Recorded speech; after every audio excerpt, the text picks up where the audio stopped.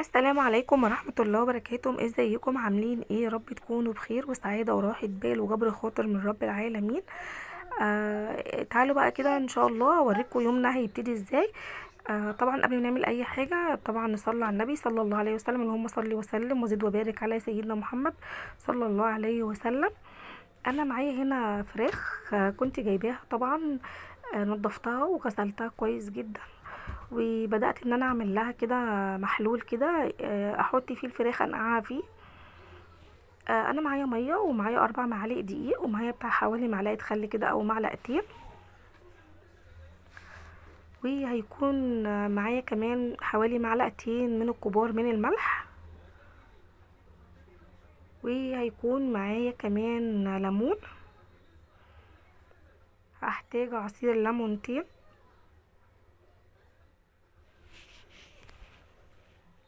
طبعا زي ما حضراتكم شايفين كده.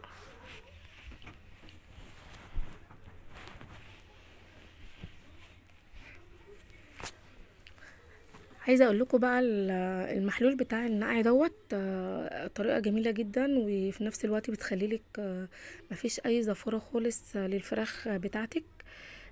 ولو جايبه سمك برضو ممكن تقدري تعملي برضو نفس الطريقه ديت. تمام. ما بي بتكون كويسه جدا ومفيش اي زفاره لريحه سمك او لريحه فراخ. تمام. بصوا خلاص كده اهوت، انا اهوت حطيت الليمونتين عصرتهم، بس بقلب الميه كده عشان الدقيق عامل كتل كده. وبدات اهوت انزل بالفراخ بتاعتي طبعا اللي انا غسلاها واللي انا طبعا غسلاها ومنضفاها.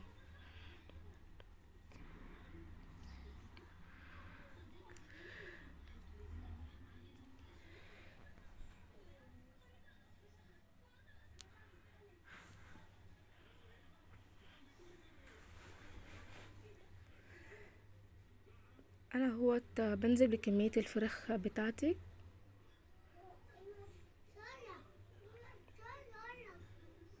عايزه اقول لكم والله جربوا لو انتوا مش بتعملوا الطريقه ديت، اعملوها بالطريقه ديت بجد والله العظيم هتعجبكم جدا، وهتدعوا لي وهتقولي في التعليقات ان انتوا بقيتوا تعملوها يعني، وان الطريقه بقى يعني حلوه وعجبتكم. وفعلا والله مش هتلاقوا اي زفاره ولا هتلاقوا اي حاجه خالص. بصوا بقى تاني حاجه كده، انا كنت في السوق وجبت سبانخ. جبت حزمتين سبانخ. تمام. انا الحزمه ب2 جنيه او ب2 جنيه ونص على ما اظن، يعني مش فاكره بالظبط، ب2 جنيه او ب2 جنيه ونص. تمام. يعني الحزمتين دول ما شاء الله اللهم بارك يا رب، الاتنين دولت كانوا عاملين حوالي من 4 أو 5 جنيه. ما أنا بقولكم مش متذكرة، بس هو ال4 ل5، يعني ال4 جنيه ل5 جنيه. تمام. أنا بقى كنت جايباها من قبلها بكذا يوم كده، والله ما تتخيلوا، من جنب البيت. جنب البيت يعني، بس في فرق يعني في السعر كتير. جايباها جنب البيت، جايباها ب17 جنيه. انت يعني شايفين في فرق 12 جنيه أو 13 جنيه آه في سعرها. والله العظيم. وعايزه اقول لكم مش حزمتين كده، يعني مش بالكميه ديت. دي ما شاء الله انا طبخت منها وشلت منها كمان.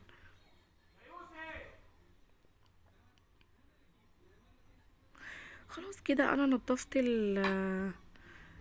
نضفت السبانخ بتاعتنا. تمام. زي ما انتوا شايفين كده نضفت السبانخ. وطبعا السبانخ بيكون فيها حاجات كده لازم طبعا تنضفيها وتخلي بالك منها كويس جدا. قبل ما تعمليها بتبقى فيها يعني حاجات لازم تشيلها وتنضفيها كويس قوي. انا بغسل السبانخ بعد ما بقطعها مش قبل ما اقطعها. طبعا انتوا عارفين ان السبانخ حديد ولها فوائد كتير جدا، ومن الاكلات بصراحه اللي انا بحبها جدا. آه، وكلها غذاء وكلها فيتامينات بصراحه، وهي فعلا اكله شتويه لا غنى عنها. انا بقول لكم انا يعني بصوا عملتها اهوت النهارده وكنت عاملاها من كام يوم. تمام. عشان انا فعلا احنا بنستنى الشتاء بالذات بسبب اكله السبانخ ديت. تمام. طبعا السبانخ لازم تجيبي لها حزمه كزبره. تقطع عليها حزمه كزبره، بتديها طعم حلو جدا. بصوا ما شاء الله كمية حلوة يعني وكتيرة، اللهم بارك يا رب. بس زي ما قلتلك طبعا وانتي بتنقيها خلي بالك كويس جدا عشان ما يكونش فيها اي حاجة.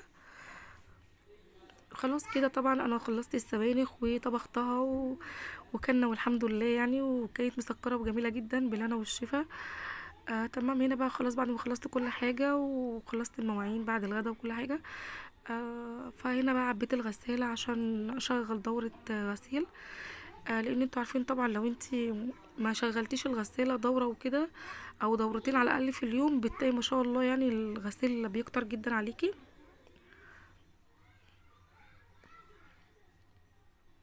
تمام كده انا خلاص. وجيت بقى بعد ما خلصت وعبيت الغسالة، فطبعا كنت مصبنة الحوض، بس برضو كنت عايزة يعني اديله لمعة كده شوية. فجبت هنا حبة ملح ورميتهم في الحوض، وجبت نص ليمونة عصرتها، وهبدأ كده بالليمونة ادعك الحوض زي ما طبعا حضراتكم شايفين كده عشان يديكي لمعة للحوض. ما تنسونيش بقى طبعا في كومنت حلو منكم، ويا ريت لو انت لسه مشتركتيش في القناه اشتركوا وفعلوا الجرس عشان يوصلك احلى زغروطه من قناتي. ويا ريت بقى اللايك الجميل منك، لان اللايك دوت هو اللي بيكون الدعم للقناه بتاعتي، وهو اللي بيرفع الفيديو ويخليه يتشاف. طبعا ده فضلا منك وليس امرا.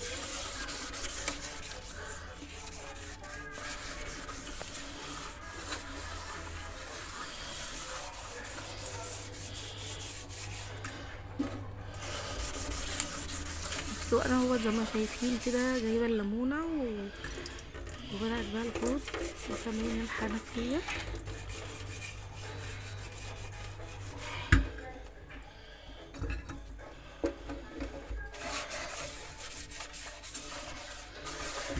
بجد والله يا جماعه اكتر حاجه يعني بتريح الواحد نفسيا ان انت تكوني مخلصه كل اللي وراكي، وان الحوض بتاعك يكون فاضي بالشكل دوت. دي اكتر حاجه بصراحه يعني بتبقى مريحه للاعصاب ولاي واحده ست، واكيد طبعا الستات اللي بتبقى فنانين يعني عارفه اللي انا بقوله دوت. يا ريت بقى اللي عندها حبه مواعين كده في البيت تكون تشجع يلا وتغسلها، لان طبعا فيديوهات الروتين ديت بتكون مجرد ان احنا بنشجعك بس مش اكتر. لو انت مثلا كسلانه ومش قادره تقومي او كده، انا واحده من الناس لو انا مثلا كسلانه عن حاجه بعملها والله العظيم ممكن اشوف اي فيديو لاي زميله ليا على القناه على على المنصه يعني كده، ابدا ان انا اتفرج وبتشجع بصراحه والله بيشجعوني جدا، وبقوم اعمل اللي ورايا.